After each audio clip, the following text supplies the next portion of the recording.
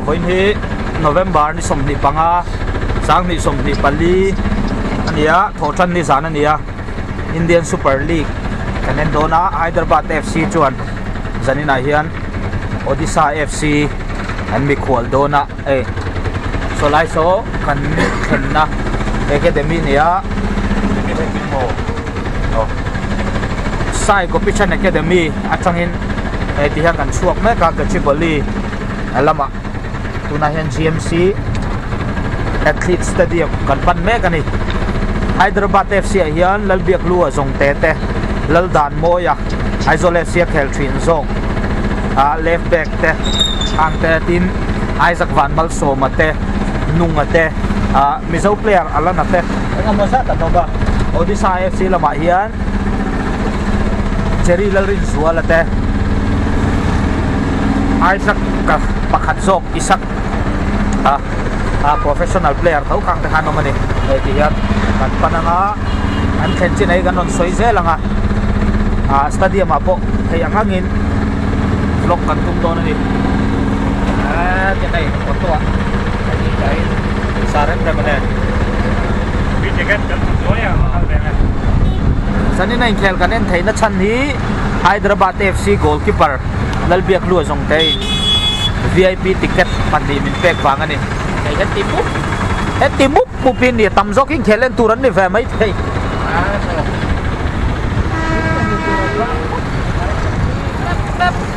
mày em rek lộ là turan vang khop mày khop varti là về đó vì hẳn ti turan chi các tiền hàng chi ta tin rei som bu phải là te ar cho lấy hôn lắm bằng tiền chi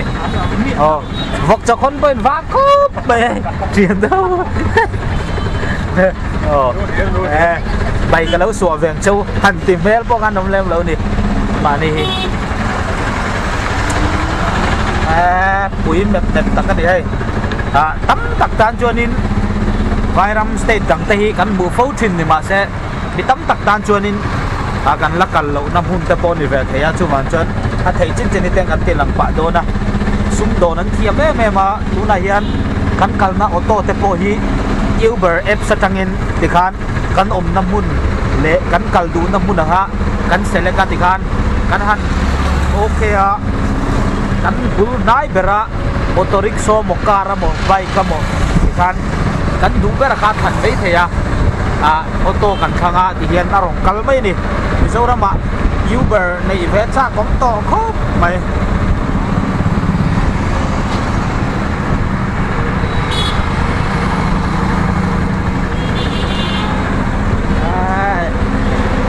net khop mai đi thầy hi anh tan sặc cao quỷ bộ cái Nikolai hiền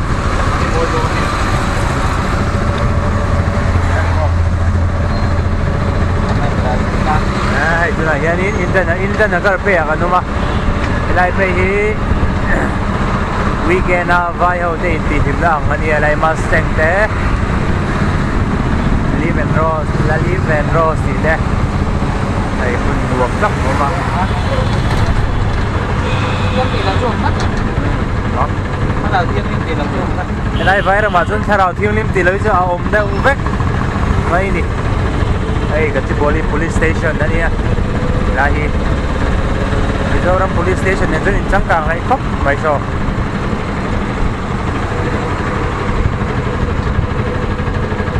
cả cái thứ về đâu giúp rồi không khẩn tục bộ sao mà xây trái lu buộc khóc này bao số mà photography mới lâu tiếng nghe anh ní anh lâu nè anh đi anh em nó sát thấy mà vàng hiền Mizo YouTuber tam tak po hi kan vlog ma ni ani zara ram ta kan bu zaw pa tin a interview ama Jenisina DDK a interview kami atang kanin kangai sang me manu apen kangai sang sum zoba anan kan sa chiang tel tel alo ngai sanom tel tel bokani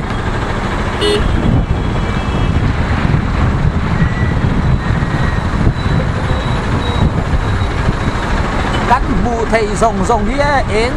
chùa nó mất mày nè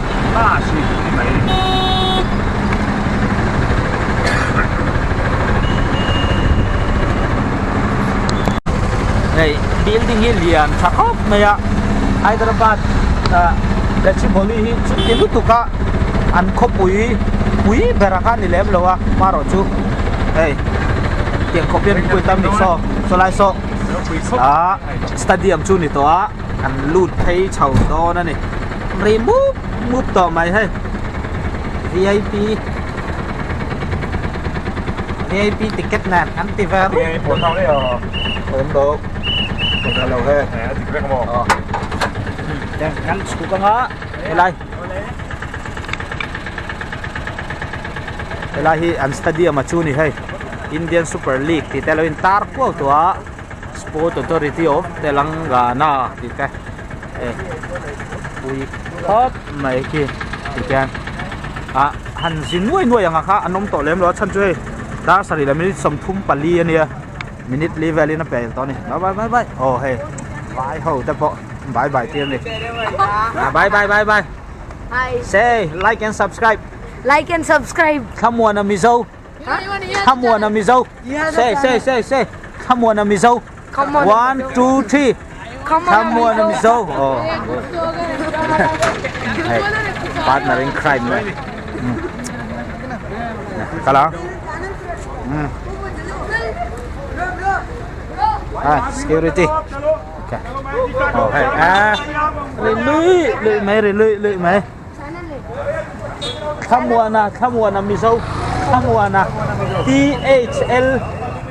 THLANUAN like and subscribe thì rồi đấy này hey phải không nhân đánh luồn về không ồ nguồn đó khóc mày sao không muốn ra đâu anh em là lên sắc giật anh là lên sắc giật hey chiến thuồng phim kim nền hay camera nền này này hay rồi bùi khóc máy Sports Authority of Telangana thiên gia ra gần đầm chuan December ni lia FC Goa này anh khel lại đó na ticket thì mình pele mà anh chuan mình pek lại phal chuan in lệ gần tu mang khá thiên là thế chứ anh club trăn zong cắn trăn về lâu tao mà nè đi mấy tu lom là vlog thấy chả chắc đáng thế anh không ai VIP mình chụp tiệt đó cắn sao lâu nè security hi from this side yeah take straight take right okay thank you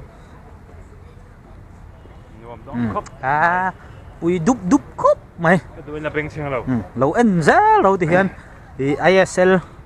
hmunah hiện mi dấu tầm gió cắn mũ cắn bê xe cái t-shirt thì hay in lâu anh chuan hay bull dim ho t-shirt cả brand cả hả cái nào showroom mà cái ròn led chầu về là đó này cái tỷ lá sạc đó chứ mà showroom mà t-shirt pakatal mình pek về lại lâu chuan nó tịch đó thật lâu hay vót tí chung in t-shirt cái nào đi mà nó pieng cái live phẳng về tất là cần live về lâu chứ hấp phụ na t-shirt pakatal lên đồng về ai sponsor tuy cái này là cái này xoay quăng về mấy người nó tròn lâu nhiều ngà trò tròn lâu nhiều 730 nè mo thành cái đục sẽ đi bắt thầu về lại lát mày triệu mắc á cắn rồi chụp vai theo tiếng ấy phun phối làm bằng khéo hay lột mày lướt thì mọi anh em phải lướt tụ nấu phần chặt lẽ cha có lẽ mấy football thì tắc rất thằng kẹt về tiền hay ISL này ngắn thọc chua khớp ạ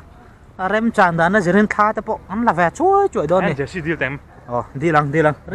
nào đó nè đi lăng đi lon đó này ôi chắc là jersey cần đi lăng mi pe hẳn là cho nên các cổ tổ là bằng VIP à cầm chu đó nó lom lẹ hay VIP à biết lu sao ạ anh ticket min pe tu ber biết lu hi lâu khel mi lo phang nghe nè sum le pai này mi lo poni mo này ô mang đâu lăng tu chân cho VIP cầm chu về đó na papor cái chị hả popcorn cái này bằng chú mình giấu đó mà cái này thật đủ lâu buộc giấu tới hay tiền hay lại cho popcorn nữa này tiền tùy mẹ lá bé mình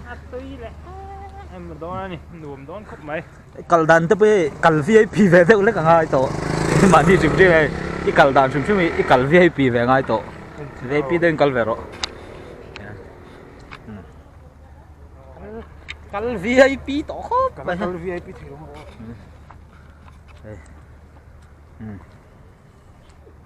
Hay chuyện là tập bộ. Mal số mà photography ang đâu đâu anh tâm sim sim này. Hay thấy không? Tiếng VIP đó tụi em.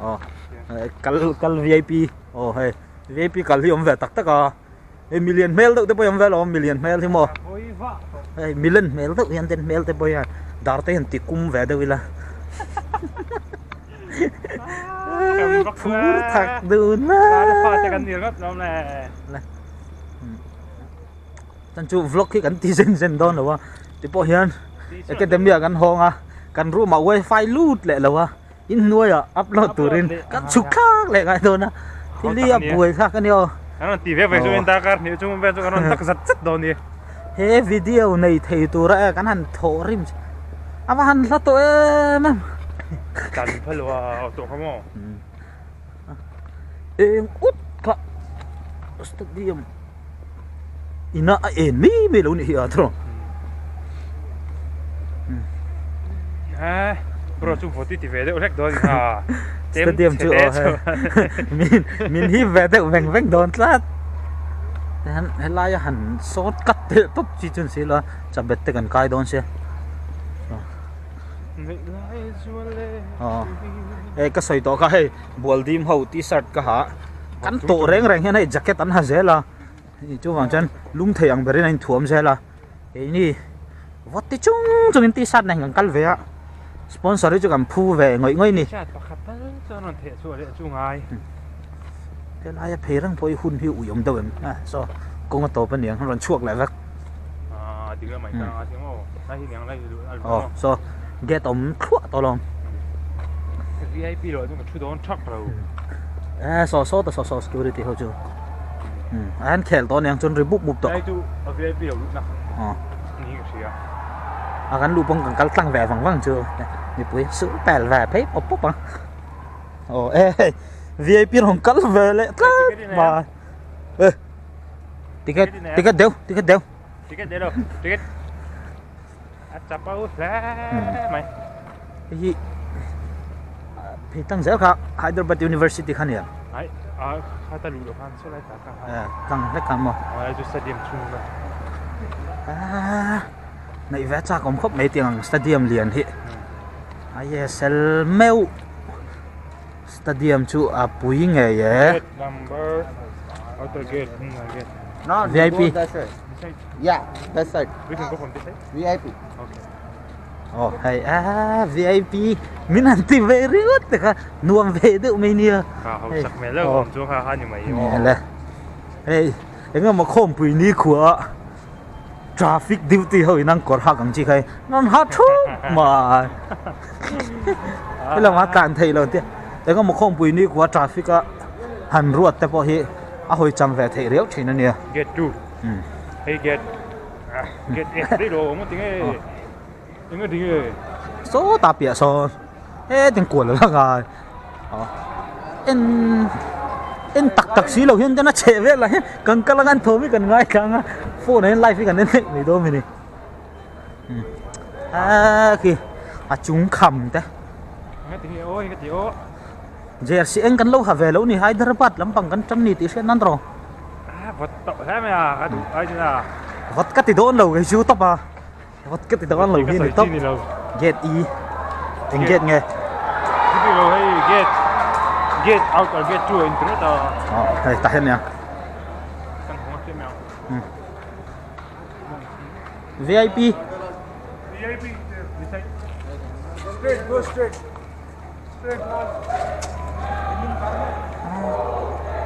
camera là phải là trên thì không nó go là đón thấu là đón thấu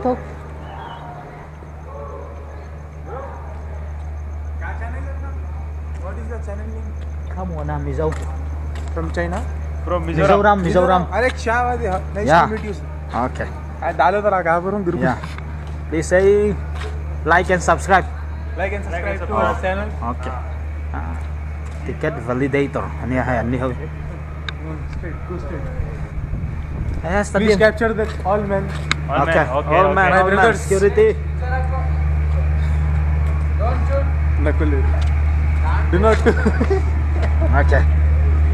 Nakodalo camera famous. Okay. I don't want Okay, to okay. be famous. Okay, okay. Now please. Nè. Nice về đấy, mày mò. Vlog cần thân là vậy. Tí lùi đô nữa nè. Hậu cần tốt mấy thầy. Hậu cần tốt mấy thầy lại bởi cho mà sẽ VIP các anh thì vẹt rất ta. Hậu chắc mày lên con lầu phi là chơi. Mình măng rồi nữa thôi. Đây. Để đủ lệ. À lụ lại về tắc thì hậu tắc đầu chân. Hiện măng lầu ăn tới bên trên. Ô mà hiện đấy là ăn sai lệ chống là vàng. Là hả chú mò. Hắn phình lúc tục lầu. Này đủ lệ. Một đâu thì cái tí miệng rồi. Vô tất thì thầy tổ lậu tú nằm hôm nay hiên mò. Ai vô tất thì thầy lậu. Vô tất tí miệng to lầu hay. Cái tay lậu xem mày. Hãy chú tiến. Lúc thèm biết là hành thuộc ta. Em thèm bây giờ này vô tất thì thầy lại to miệng rồi. Vô thiên tổ lậu. Vô thiên tổ lậu. Buồn dim t-shirt nè. Sponsor itu kan man. T-shirt pakata rồi thể xuống ngay nè. Anh sẽ điểm bay. Buồn dim thôi view về lại chuông đi. Nuông khóc mày. Buồn dim channel khác. Buồn dim đồ này tu thế khác. Đến lầu văn mention nhảy ngay ngay. Link tên lầu văn thôn về ngay. Này thì anh đó thì cho lọc vắt nó như tùy trên rồi đây. Tùy into lại popcorn. Khai anh lại bị cả chôn chết tỏ chi này hay. Ăn mát thích ngay này. Seven vet là cả hai mà. Anh chú đâu chưa là first half bây giờ thì tỉnh ham mình. Rồi em đó là hay 745. Nó sồn bá về chỗ lòng nặc. Con nó lụt lâu năng lão lâu em này. Itu đuổi là hai về lại đi ngất gì ra cái bro mi. Châu mía. Đấy. Đấy nhỉ. Kinh về lại lắc la. Lên.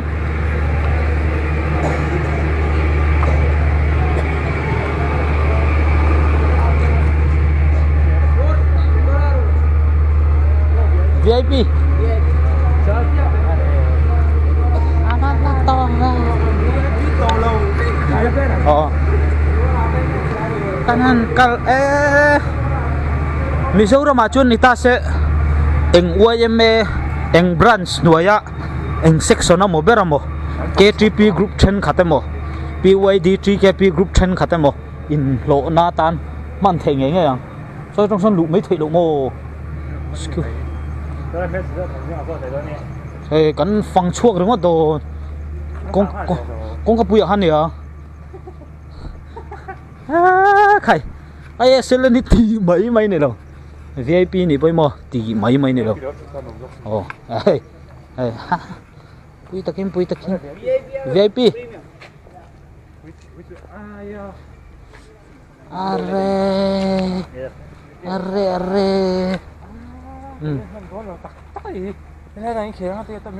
ôi căn nữ sao anh làm thổ mày đâu mi Lo buk le lo ni. So hen hay stadium fangin kan kual chuak deuh tho chu ni to lam mual vela ta thian dan lu ruk na han siak tam thei te re kan en to lung lei lam kan nia cái ni chuam lùi mua la lu ruk na ka thian pan fan em ra VIP chut na thau kan thu về lại thế thì han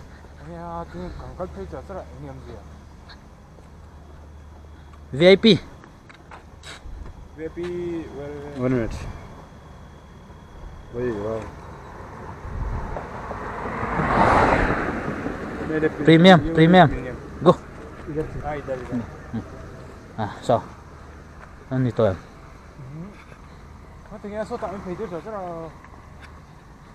Anh đi tôi hơi la hin nữa hơi.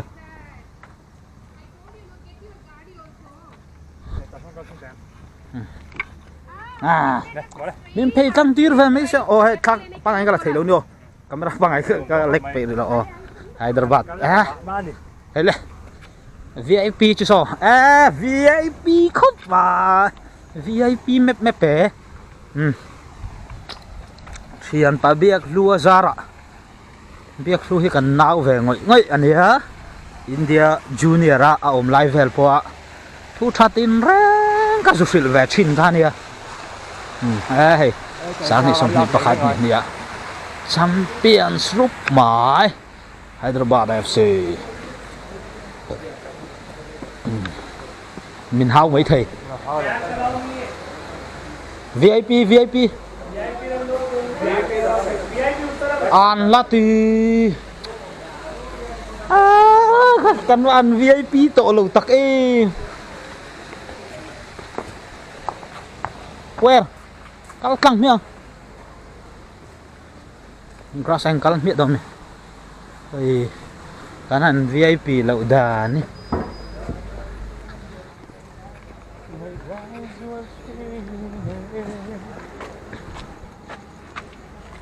chat VIP harap mai volunteer volunteer volunteer en thilan ei la cái ni lu na joging kan la buai nghe kan in khao la mel nurse nyom tak takin tom e mem le ngala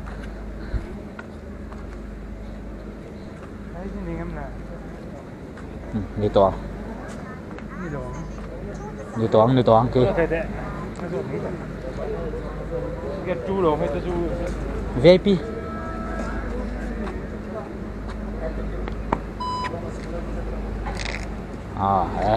lu rước tầm mãi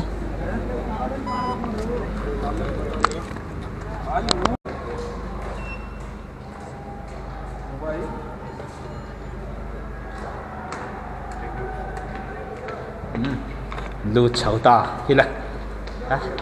tùy bố cái lệnh ngay đâu chết VIP em top tu chết VIP top tu wow eo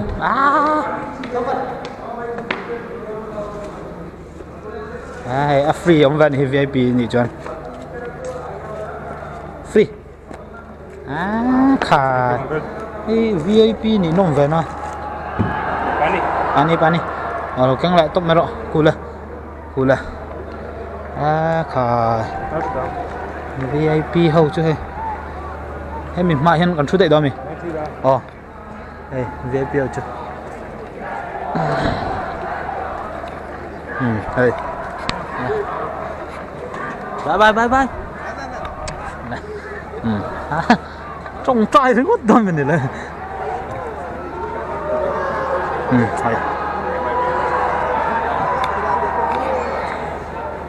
anh liền chặt chua khắp này cô trường bà biết lưu chú khéo nghe vậy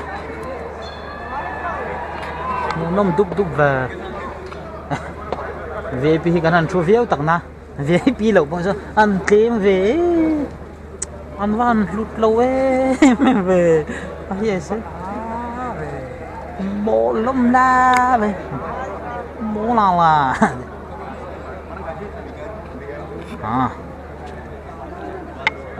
cô life up chuộc tu te lampang ISL kan be chel je lang te hen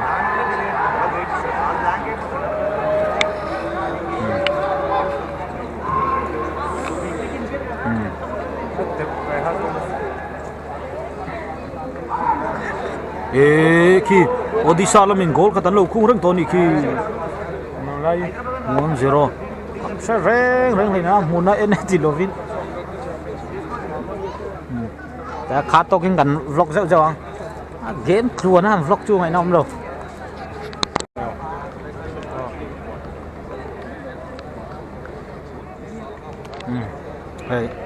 tu na hian ISL chu kan en me ka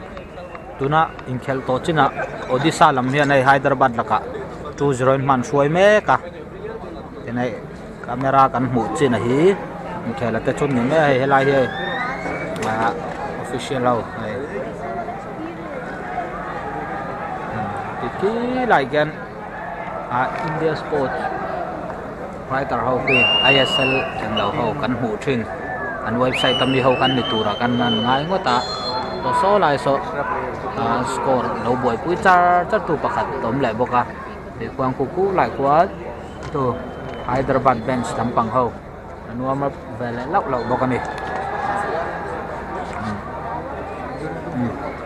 lai VIP thut na kan ti to kai kem VIP thut nai khat liwa stadium hin lian lu tu kai mi pui thut na a so chu rinai nam pha yang reng khop nai Duen thut cricket ngai sang ram kan ni deuh boka tle min dan dang la deuh ni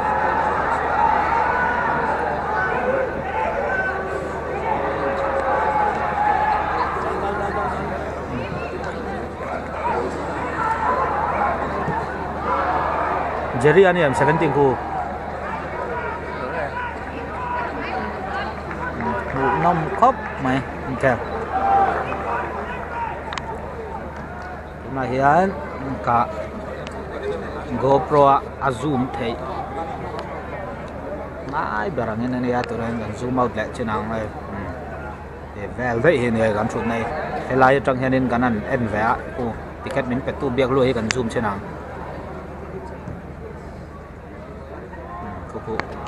cô mình chinh chiếc cô biết luôn cần zoom thấy nãy giờ này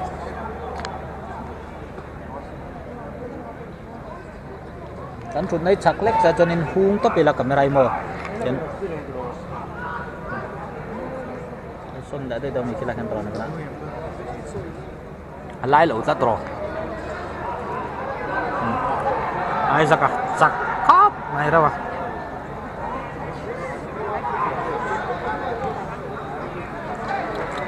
chú mình khé lên nắng Davin commentator ta Okha TV à châu lăng tọ xia tung ra bố chẳng tu với cảm giác chị là gì nè vừa ra có mà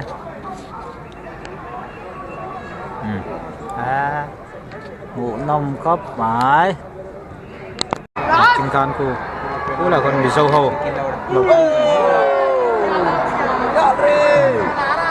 Hyderabad trên chance voi thum chặt đeo đồn Mista uyam thầy cốc mãi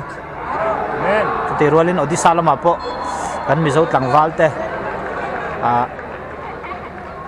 pui te te isaka te hawa nom ve thawa nuam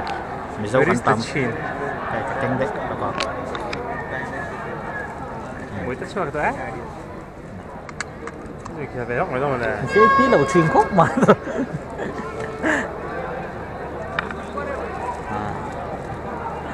tiếng ghé ta truyền đủ nằm đâu ăn VIP ta truyền đủ nên từ các vai toàn lẻ đâu chứ tiếng ghé ta truyền đủ thì ăn rất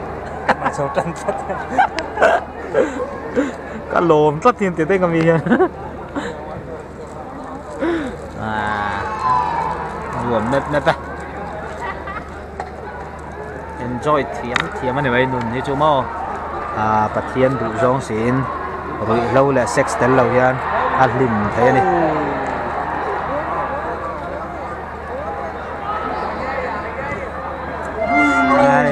safe là ta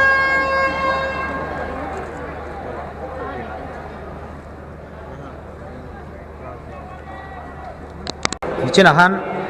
kan nunga thu ta kha pali velin an aglo kha min ron zot bokani hai lai train kan em ko langa ten Continental Hospital and Hamel for supporting the club. kal kwal chin velanga ai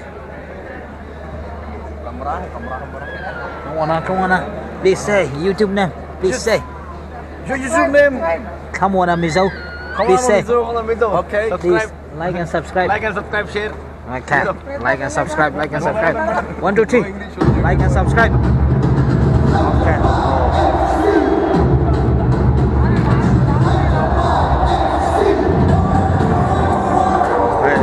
kal kwal vel chinanga sarem rama mem hola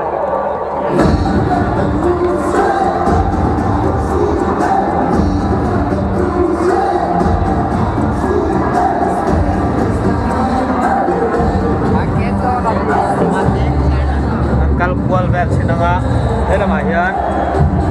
tu tenge VIP hian no sikanen kwal do na ne ôi khóc này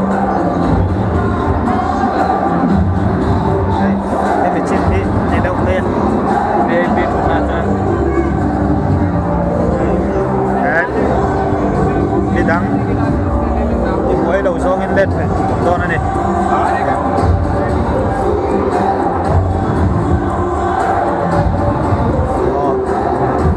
bầu ruộng hành tịnh vai hiệu chân tiền rì rùm rùm ngay na rì bông bốc bằng chi hiếm không lá xích bằng tí chiếm ra nè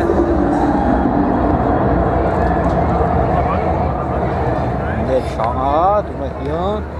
chúng ta hàn chụp lại tỏ đó này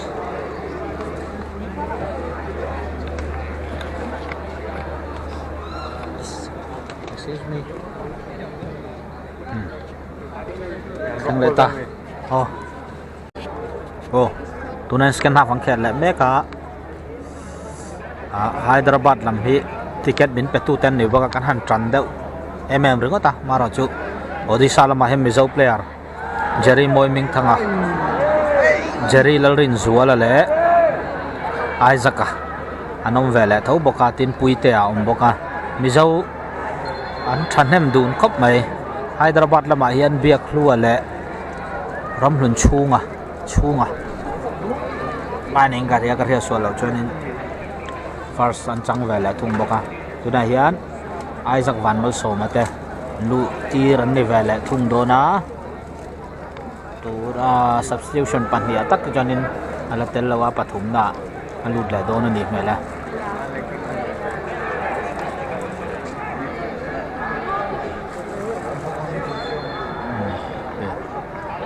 3-0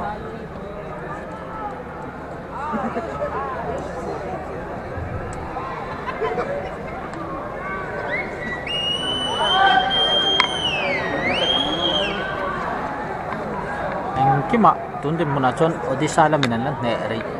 ani game an thun nun zok boka goal chance an nei laong thei viau boka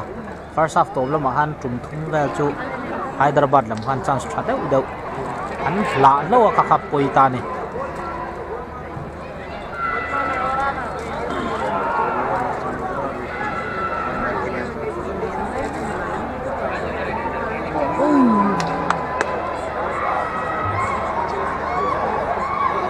Soalnya mizo tangva so Isaac at yun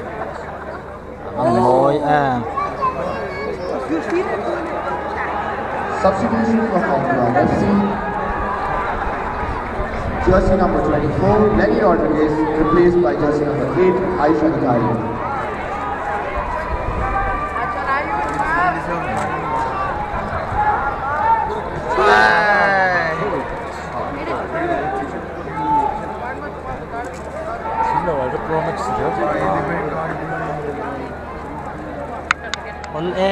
Mainnya football itu kan hand ini lah, sira kagian. Karena kalau veteran lain tapi minta sesuatu kalau lah. Substitution for Hyderabad FC, jersey number 65, Stefan Savage, replaced by jersey number 9,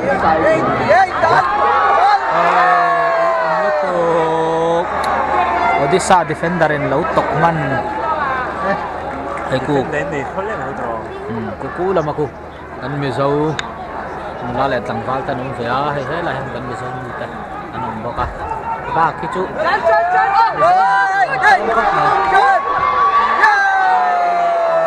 to kui lo to hetia lan dan le thong nei da nai chen ni Hyderabad tan tram ti chu hai ru la ni kan che ga la mi te yang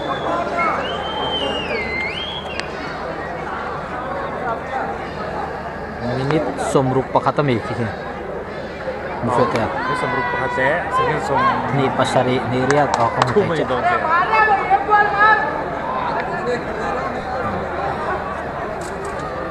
Oh lama kan vlog lang lain kel topa. Nakina mizo players tehi ku lai tanel bula tang kan jersey deal kan tum chenang. Kam professional player tehian. Mizo kan an mizo puiti min ngai pui mo em ti ha. An fa thor don ni. Anh đâu anh xin nào anh lâu phải là nị chúa thăm này là tôi bảo cần băng vàng chú cái nên ngã là Hyderabad là bên này còn là anh hụt về lẽ tôi nên minute xong riết lại băng á vàng đó còn phản tuổi ai vàng này mấy mình xin thế mà phải đâu ISL mũ nông về đó là đắng làm về đâu nếu chú khu ở Sira visit Indian Super League download the official app thì về khu mình lâu lằng về khu LED wall vek kan ya ku mu nom ve mai mai Mizoram stand này nè kan sian trúc ang khan ni che lo đâu này Mizoram club han ni zuks Hyderabad FC Mizoram khel ni bok ta sala Mizoram kan han lom don nè anh tu kan han tam don nè nó vai hao hin van mol tak ai sẽ lên nó trang bên tralo về stadium liền tông sinh à phải số chọn so ni china kan ma kal te khan yang so tem chu u tuak lui jok nu son an thut ve so tem ma so an reserve team ga lan yang atra an lian si stadium hi lian mai siam o ma mo je he mol pakhat chu na ye mol hal lian si an stadium han le je kan lakwa la ga ku ngày năm lâu hay liền lướt tôi liền lướt stadium liền lướt cái mình cần tắt rồi ta thu giặt bây gần tâm này sen chín nó tạo cái hình mà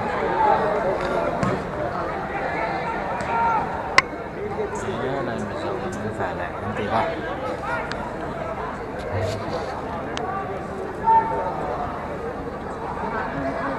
consolation goal tất lần có khán thung về sai Hyderabad lắm nha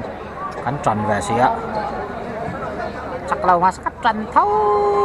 thâu trường quá tỷ đàn ta ạ thìn hiệp em trống này này phải chán cho cấp mày đi trả mò ta bây room đâu lắm cho mình tí sẽ cần beng đủ tóm anh tôi nói chân vật tí thấy lâu nó có khá về đi à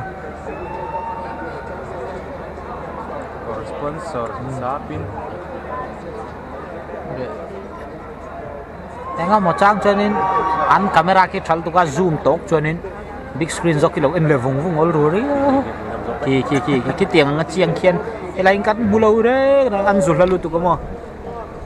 kan mita thalu tu si lo tar mit kan vu ave ve to box kan thian du ni han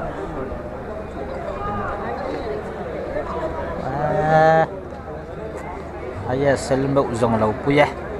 FC Goa này nó ninh khen huna cái nên mua lại vách đòn nè sừng cái ha hơi cu ba cắn bộ cu pe parking trước tụi ba cu anh hoa quá đó nghe gì cu Additional time. cu additional time thì buông tụi ba lâu chút đang làm laกันมาlâu chút đang làmกันlâu lâu mấy lâu ticket min petu VIP ticket min petu biak lu hi zanin chu van đuổi chúng mình tlat với rục bút này chua ta mà sẽ cần lon thâu này azara ISL ta cần lại thế ạ làm tam chuan Hyderabad FC chặt dọc thâu này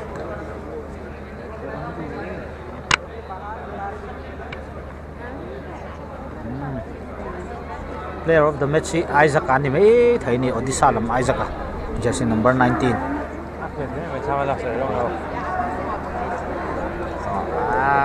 nó liền tốc rồi chứ không mà liền tất được mua chung ở trong bát tép liền này Isaac ấy Isaac van mal so mà dọc bồi pet chìm em mấy cả lút lâu chung ạ thằng boy à Hyderabad coach phải cái đêm khóc này tiếng nghe Odhisha lâu khéo to Isaac à lũ tir lâu cắt nó chân đi cần phiệt lâu yên cu in khéo gió hero of the match thì là lắm thần nó tụt ra lại cô nên đầu tụt ra lâu cuốn khăn lâu ông phải đang giờ lòng là của mình dâu không thì đâu sắc bác xuyên tay mèo ngắn này sẽ đó mà đi đâu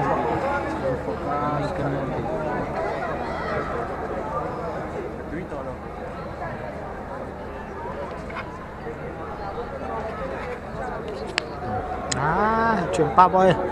camera tenen tok vania wildlife photographer khá nắm về đó là sports photographer cái này minute tinapo pe goal sa tingay nam tolo minute po na dai to mm lo ku alla lud vele do avan lo mom lutuk don lo và debut match này về mấy thầy này là xuống về theo mấy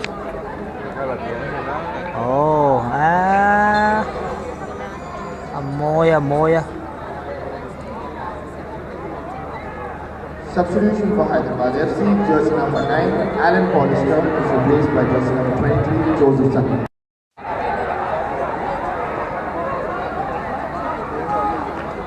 Nắm về rập xem muốn nông về. Cái thằng đó là lâu xin nó thì đó ta là chào lâu thì ít chào gần tí lâu tiếng lâu gần tí hun lâu lâu ấy tán nó chuyên chỉ nên chỗ cắt tiền bộ chả lỡ tôi cái mới tán lại bốc xí lo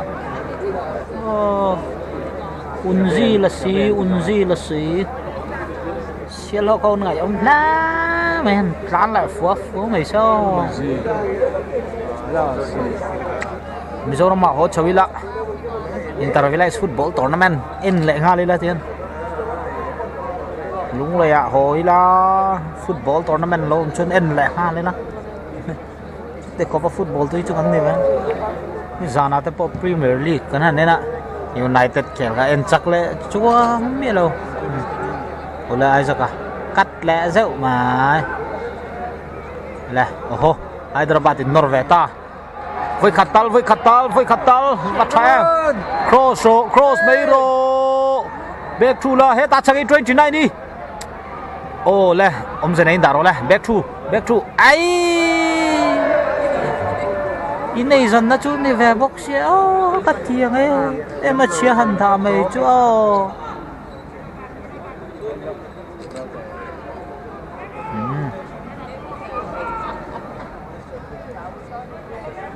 lên scan zoom phát là vậy đó chứ ai giặc rau thả rồi làm bê đồng tổ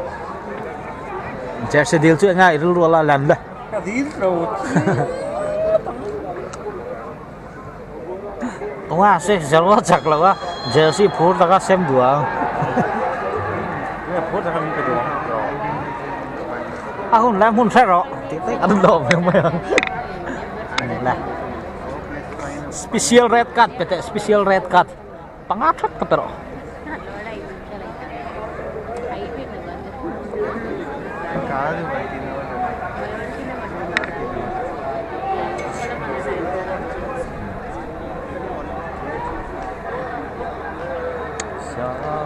gol khatal hi chu Hyderabad ten an thun va kan be sai kan substitution kan siam sao la ai jaka han lut sa free kick ko pet khal sala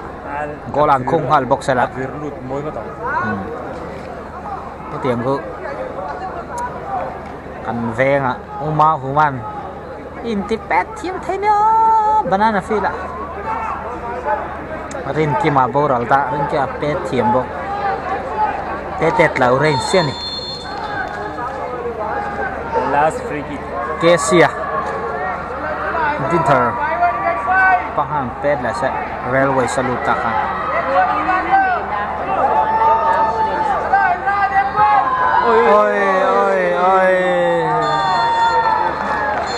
ôi là huna top ta thì khan Indian Super League zanina ta nang an chu huna lo top ta thế hi team basani Hyderabad zong Odisha zong bas kan fachi lo ti khan in khel kan en zo ta ka in khel kan en zo ta ka khan 6-0 la in Odisha FC lamin ne nan changani kan chak lo chiang khop mai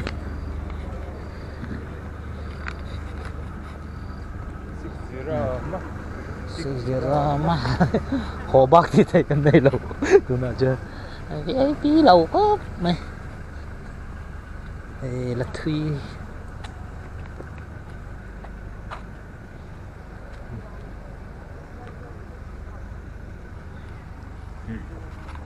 tôi này anh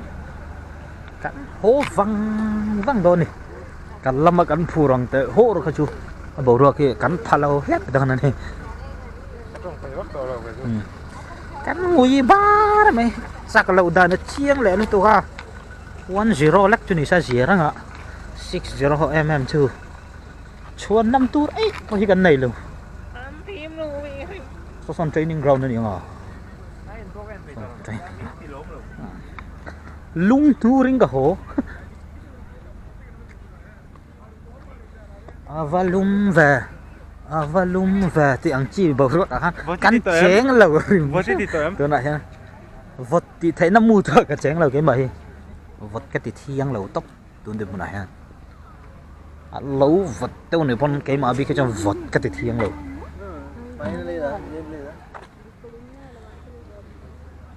welcome to the Nawabi experience thì này ta này thấy lại ngái à bốc cần cuốn mày nè lâu rồi này chuyện bao hiện tham nhiều lần á thà là tất thì này môi lan này mấy ôi bà cần thấy cái này tội rồi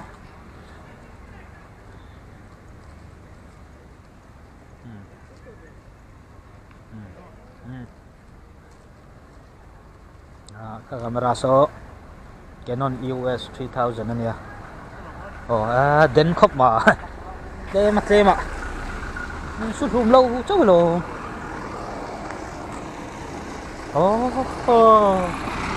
van VIP lâu thấy chuyện về có rằng đốn nọ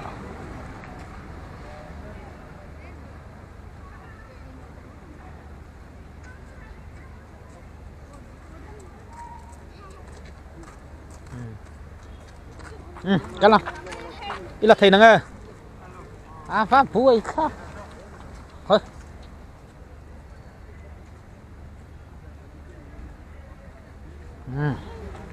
Canon EOS 3000 anh nhá lens số 75mm to 250mm anh yên là tệ khu anh hồi lại vắng ai nè kan ti thầy ông chun chu rang taka Uber book hồ lệ anh này hay kan hung ai yan hey gangster ho man môi anh nua mà này hay ông đàn về chu hay lại ngodur khúc anh ta stadium ka hay cái lại chắc em ốt lại khen ta bây giờ yang result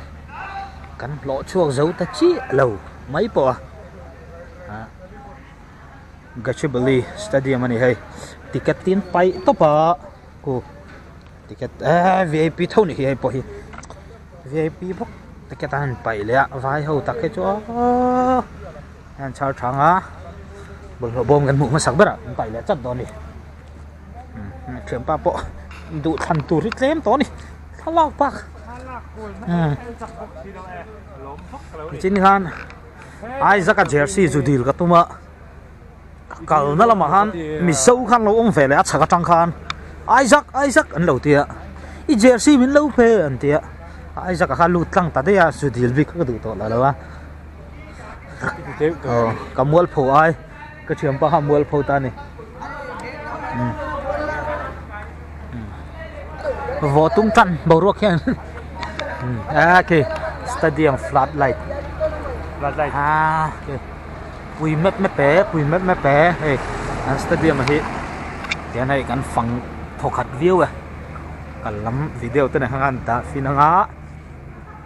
edit thuộc à tu này hiền hey November ni som ni panga zandar ko le minute som thum pariya tania ISL match ka zandar sari le chan veteran ania hey hela mainan lo chuak ta de hi kan thut na lo lampang zo ka khani ta ni ya kan thut na lam thok khani e lampang a sing lam ngani do ni ap thui khop mẹ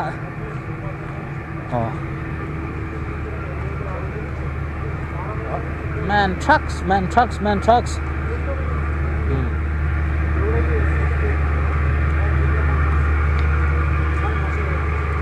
Arik ra thui tu đã hồ mà rồi nu vai hậu yang football hiện lầu ngái sáng lầu khốp en tu gan van lem ta cái ai sel về mấy và cho đấy xem phải lầu anh chụp sel lầu so stadium alien cho xem mình dâu rama omata na itom lu tu cái tiếng stadium ka thành mấy la ai sel club thành này bokila hey thế mà dòng football ông giật sẽ về con chuyện ta sửa chỉ boxing đấy mà dòng mặc đâu chú phải thôi football sao mẹ chia mặc chả đâu anh hù tù rong thì anh ông vắt lâu này mẹ chia cái football lên tụi ạ ê bị nền chiên về lát lâu này tụi ta stadium bữa lại lâu này tụi ta cột nó thọc tụi ta thằng thua mà lại Apple đây nông về này cái hole trên là ngay flash là địch tụt có cho mà so mi bụi nông cá lăng ngùa mày VIP lắm bằng tí là anh tắm lầu khác anh hẳn tiếng có stadium anh liền á mà mình suy nghĩ khác không giống khác hole ôi mẹ brand trend khát in thăng akal zat chất chun thì mấy thầy nè in rin đi gì ngạ vok sa buk to min chu sa tha chan lo lao a có chu min chu a dul vun cha in chu zat chất chun thì mấy thầy kan bula ho po kha sila hamo injen daga chuke hem sarama le yo ho filtram kan bula ho zong po kha kol bong ke bai zat zat ni an tam dang ha ui sa ei du lo zong bang phar ro point ti do ni la tam fe chu kan lo ve tlat đôi đậu tan cho này mà đi châu cả gầm nó chỉ còn lâu thui xia, vài ram tay để bóc xia mà, anh liền khó bao mô anh stadium này, cậu uy này, lút na hẳn sẽ lâu lút tục lại thì,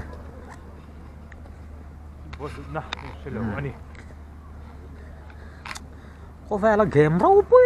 bữa nay thì anh sẽ phá lâu ráng ràng, cái này badminton có dọc bộ hay thì em tôi đang gắn vắt cắn nal là nè December này lia hết cho nên là bốc hiện vlog lại gần tu manga nhưng ngà về là upload mình gần tu manga thì anh video hi cho nên anh compile pop manga tu có trình chung về lên wifi manga rồi in upload tu lên Allah kan tu bang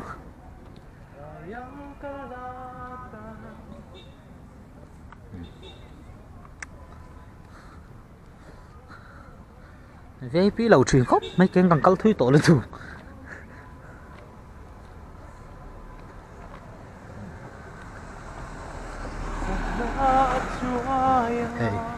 càng câu na remote po ha lầu enula stadium chunga kan online stadium po na kan na video hi array zong mấy thầy chút thì khop cho na stadium lẽ che vel kan fan kwal chu ngai array ni chút tiếng có stadium liền chu nia vật thì hết thiêng lầu thêm to hay cả tan thấy chỗ này vật thì hết thiêng to lầu top vel thì kan mi ta an din mun tlang bui chu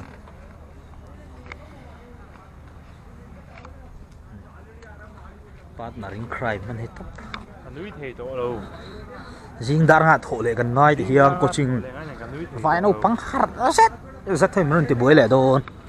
morning coach thì khác anh đồn tầm đar này lẻ đồn cái nal tal mèo vậy thì bây giờ mình sẽ cắt phá ốc đúng mèo không anh football sẽ chiếm lâu chắc đều thế đấy nghe sẽ thiếm chắc anh thì giàu đâu à em vẹn lắm lấy chứ Kolkata về là em cha cũng ra đấy rồi Kolkata về là Kolkata derby về là nên là Salt Lake Stadium ạ hạt nút có bên Hà Nội là lo hmunah YouTube vài chân vlog hiện ngay sáng có bài để vào bộ hiện subscriber cái này bên là 62.4k. Oh my god, you are celebrating? No, I am not celebrate. Yeah, jangan ke channel. Hello. Subscribe và lại lâu này. Subscribe your channel. Okay. What is your channel name? ठीक है. Which type of video you download? normal vlog Football match. ISL. Only ISL. No. Welcome to the home of Hyderabad FC. Ini via the how works. Hanin tivani. Mình ở hiện vô. tian kan tan chuan ho ani bai Uber changa Uber mangin kan hunal namang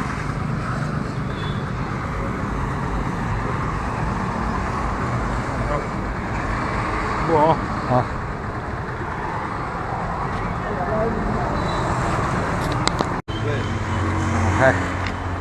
Helahi Hyderabad FC main gate tan ya ni china kan lu na chia khan ni ta thui to khop này hay so phang đồ này hay răng hiện này kan ho phang đồ at thui je so la ya eng va so kan zoom chinanga eng va so okay cái lại cái stadium chun tu light khan ya này kan led phang kal thui je hay hồ bạc thì thấy cái này to lâu Uber nó vài hậu yên vlog cả hiện đầu ngay sáng cốc mày hay tôi nó cắn một trên tem kép You are from Indonesia. nè Hyderabad fun stick ta cái này jersey anh what mày hai cái gái xí này xí lâu nhiều hay có là jacket anh nghề mày hắn hả anh mẹ là cái gì thì anh sẽ biết đâu không hả sao 3 minutes away. Eleven lo chán đâu mày liệt thành suối bèo đây lâu một vế lá rồi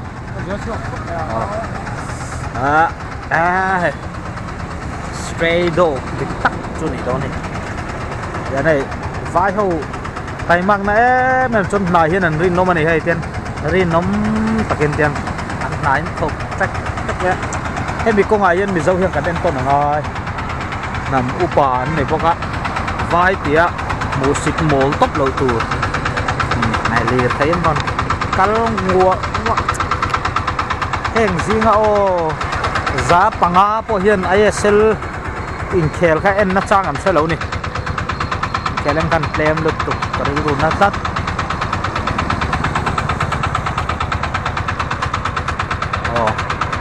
em nghề rú ở với chị ngất thầy bốc sĩ lộc em việc thấy anh em số bè rụt rút này nè xoay lại xoay nu liền thầy tán xuống miền plan muông lú tục lầu ta này chặt tang khui nè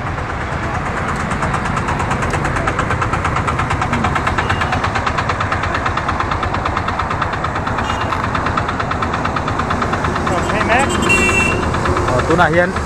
Uber kan cha me ka zandar kole minute somnga pakhatania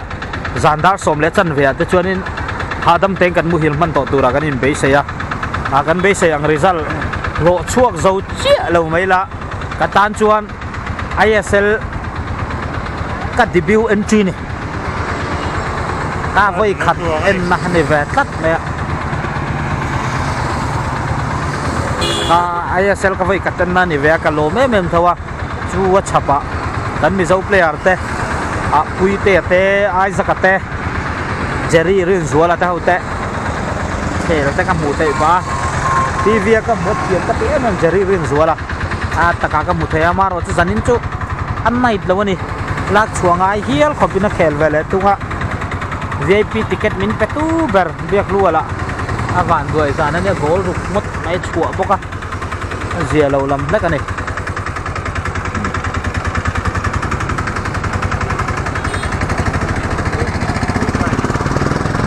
cái này là cái Uber cha rồi xem á ta trăng tại hiền cắn làm chuông cắn rộ lại đón đi hay ăn trăng cả đấy ăn chỉ còn như thế scan tủ đi ôm khắp mày à thì dâu nó mà chuan bên cái cao này tủ kia cắn income tóc tật cắn này nụ chỗ mỗi cao này ta cắn tung chuyện á cái tiền cắn thì chia đầu vai hồ chu hay cái lai không cả là cắn hụ bộ khác như trên này mi khác không hề em chỉ lần lẻ đón nó á hay số lại số so chỉ về là tủ ống đen khắp mèng tụi này đặt hồ lại chân đốn nữa đi thì trên nào khán ô tô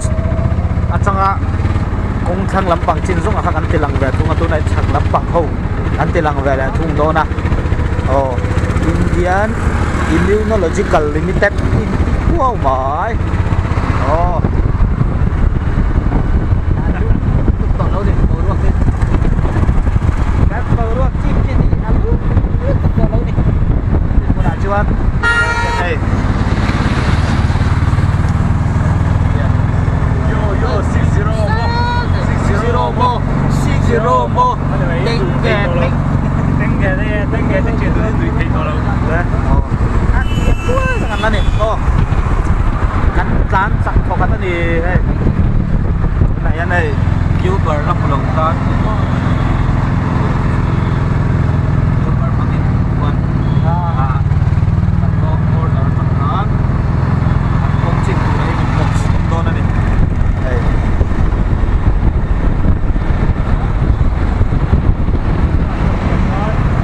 cái gì vậy hầu thì về tắt cho nó vào hẳn hầu đốn tặng em anh còn tên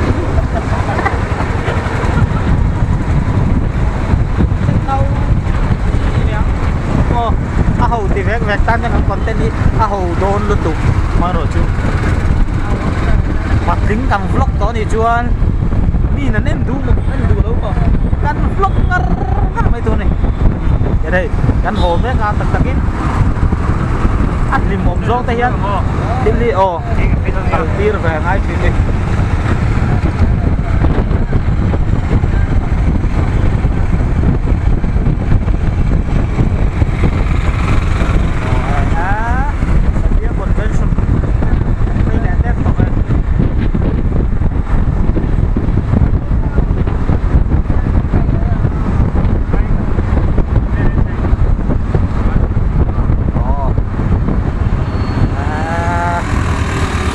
số mấy tàu chỉ khóc bà hải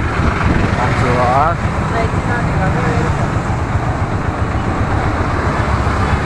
đây kalau jeep về tung domi kalau sekarang udah tung kalau mấy yang lâu to ha Ina mấy sợi số xí các bạn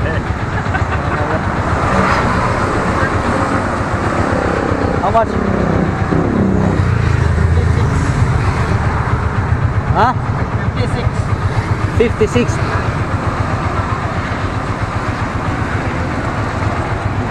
Thì kan, khá là chân khá kan plan cheng som nga paru chi ku kan choy này. Thank you. Kita. Oh, ha. Keng kan ra na Hyderabad street nom diao ma. Ang pang ho sai pa ho. Liền thầy tán rèn rèn hị ủa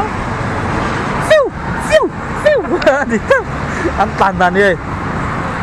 khal đậu ra cái tiếng con này mấy tiếng rồi khal chạm mút mút khóc mãi ê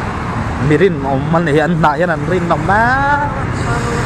anh thiếu giọt hết thiếu trà em lúc tục pi anh ruột bị chuông lâu mà săn rin nằm này anh du có tỷ cái chứ photographer mình tít lát tỏ mẹ buổi ra có bà liền thầy đàn tăng quý anh speed tù rồi mà ngay in xe thầy nan u này hiền zandar có lẽ minute som ngã paru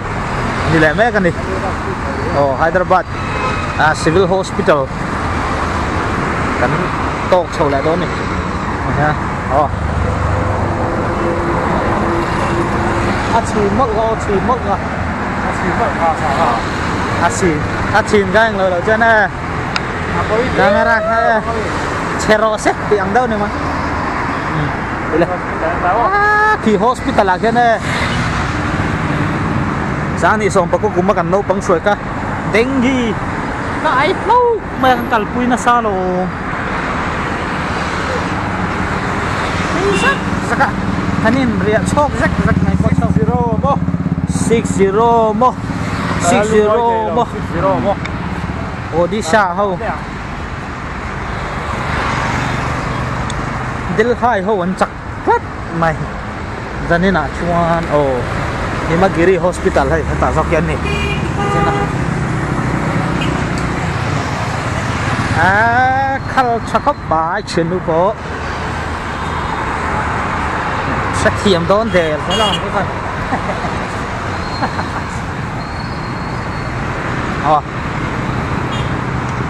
kiểu ăn west side về này kia mình số làm style lần vẫn là về hẳn tiếng mất đó này là ăn style rồi là cái này box xe west side tên này là sự khút này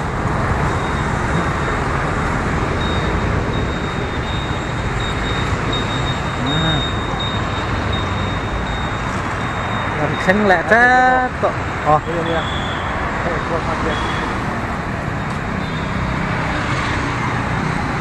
giờ đến chui sáng ra mắt sủi ăn hiếng ăn nó mang anh đi kho tuôn miệng đâu nắn lộn về dâu lách to cái này chú đây đầu tiên lên là mấy tuổi gần nha hay cô vợ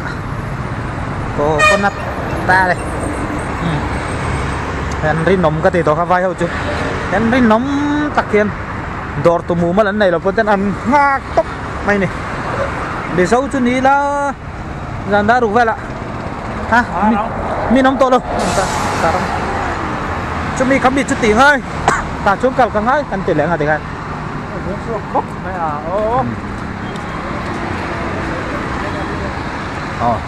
care pharmacy nắm bằng hắn thì về lại ta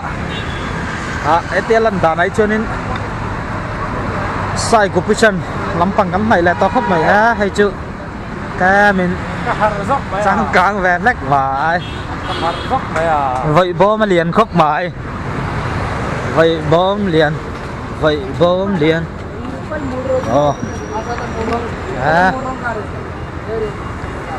cái này đâu không sáng năm rồi nấu bằng tay tan cho nên em toàn chi mía lẩu ơi dục lệ mùa mà lấy đâu nữa này em toàn chi mía lẩu nấu bằng tan chân chi này Hyderabad FC tiketan pai kah lah em belum angkat pai tak cia nih anh lấy gel lấy về lại làm cái đó sau lại so men's beauty salon này đó này là cái lại cái stationery trong về bộ cái này anh tầm cốp này vai không kan mu tam rất chu vai anh này hay là hi Kolkata style roll lom bằng này là tunga tiga này ei tur du tan po ei tur tui tha tam này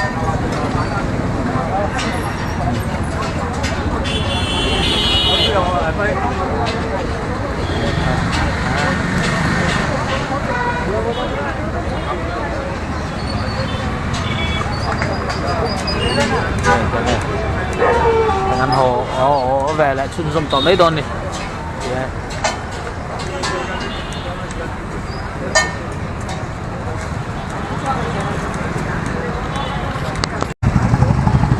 tu này cũng còn cross đòn á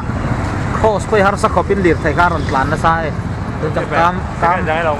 cam về lại đâu ta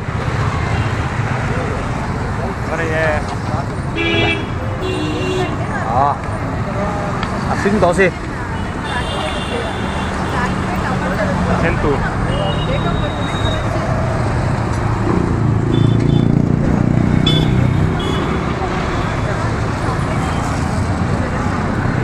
sẽ cần sống về là hàng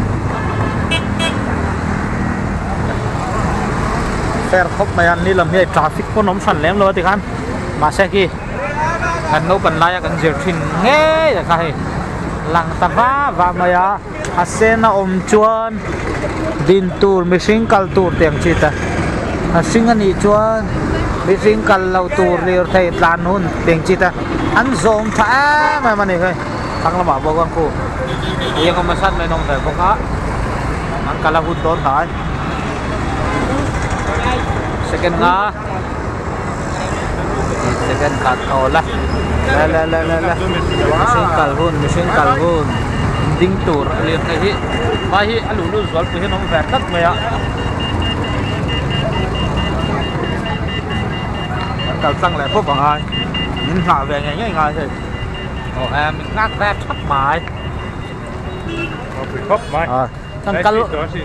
căng muông lưới nghe thì ve khác chỉ lo ai suy chọn nó tên này thì plastic lắm còn tên tiếng chuan hay cắn này to khóc bé cắn riêng nó tụt cắn academy cắn phân thay lại mấy cả nó trong minute nga về lại chuan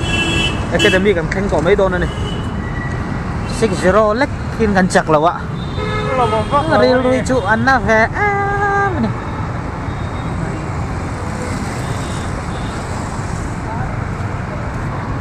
takin die hard fans tu các anh đi làm đâu ạ việc luôn ticket mình pe cả vàng lệ thế là anh khen na tên này vé vàng han Hyderabad thế cái hắn chọn vé đâu tắc đang à mi dâu players lâu pe cái chú tí lúc tụi cái ngân sách chuang lâu nè mi dâu players rong anh là lụt vết lâu dưới lẽ nga là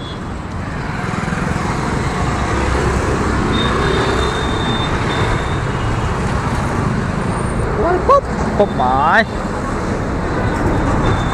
đây là mãi á hey sao lại xuân lu mẹ nó đổ đống chỉ nó alo mình cái à Vai ra mà lu mẹ chứ sao ngô mỗi lầu đủ khóc cắn sợi thêm để thêm con tên sao sắm thế han machine nó có liền có lẽ cái mẹ thiếu mẹ thằng à cái mang cái mẹ thiếu machine nằm chưa về lẹ lết cắn sợi từ cái bộ con tên man sang ngay này chú machine chưa mẹ phải về rêu lầu cho mò Thursday hi cả lu mẹ hun này kita chuan em anh ken mẹ mấy giờ lắm mò cái gì Thursday được rồi bục lại hun gạt địch về chứ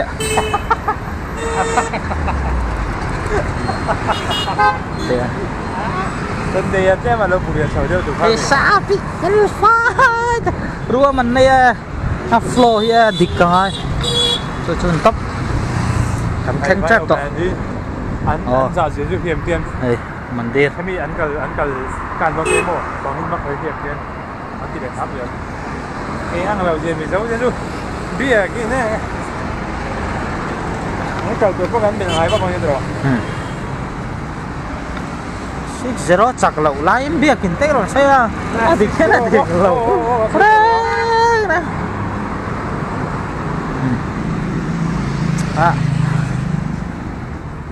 anh suy ăn em anh đi lâu nè vài năm thì hay lâu ốm mà chút thì khát tiền thì phố ăn em khan thì lém lâu á anh mình nốt bùi hi mình xua lên này bị lém lâu chú cần phê tặng ai vài năm mà là cal tour thế cal make thế lẽ với khát cal nó tập bộ nó mấy thầy flash show năng ai tiếng anh chứ thế cội chậu tóc này mày với khát cal nó tập bộ nó về mấy thầy á nốt bùi hi ăn xua lém lâu vài hi đi bắt nhị thum chú mi dâu tập bộ bắt nhị thum xua út chuột đinh bị lái là tăng chi khá tiếng han mình tìm mua alpha này mày cần nằm bội ru thì mình kém thế sao anh tầm gió kia mi dâu tầm gió hiện ri nằm liên tục từ tiếng thâu cho anh vai po hiện tầm gió hiện ri nằm liên tục mình kém thế ri nằm lâu vàng hiện nên vai tóc mình chết trên này thì cái lại bằng ạ kia Sunil Chetria lem Asia ngắt tao mà kia Sunil Chetria chun ngai sang anh vai hậu chuan thiểm bốc anh thì dâu nhiều mà môi anh vậy chứ thầm mar ray bốc xía là hay cái này cái demi pengกันแข็งแรงเด้อต่อเนี่ยกัลเช็ดดังฮะ Sai National Badminton Academyกันลูดเพลย์แหละตอนนั้นนี่ที่การจะนินจูหุ่นนวมเด้อไม่กันมั่งแฝงแหละตาที่เห็นให้นิ่มแหล่ล้มแต่อิน Christmas over cuma ni kau vengar rent DG for romance dia pada kalau sudah anak supir dia memang kalau saya jengka saya kalau sok itu malah din hun hen thlau và chân cho tiền ở hiên bằng ràng và trung ràng và tên nông về nóc lại là chân cho hay flat trắng cáng nuông lứt tục cả ta ăn có sao về lại thùng cho tiền mấy cho này sinh luôn chứ lại bị sai anh mạ lâu mấy này Solomon là lâu tiền can chú vàng chú anh thiên hi lâu tel lo cho gan nun hi eng ma hi lâu ni tak tak lo ni nom mel lim mel lim mel chẳng cản mel te hian han lang thim ma se es de tempa RSPM ha business de pa te ha ai te ti jang le bu ka han amen te de khale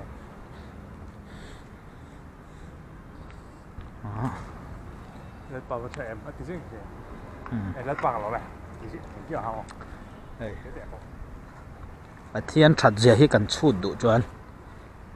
tỷ phụ lậu chuan các chiếm bay là xây ạ vạn đuổi chuan tùy phiên ra tập cần lùm thế ở đây mà sao vạn đuổi chung ngái về ôm bằng cái ô cái tiền tùy phiên ra ta càng lùm tụt chuan vạn đuổi về phép chung ngái tắc tắc càng sẽ thu ở chi này về sim sim anh chú mẹ apo tùy học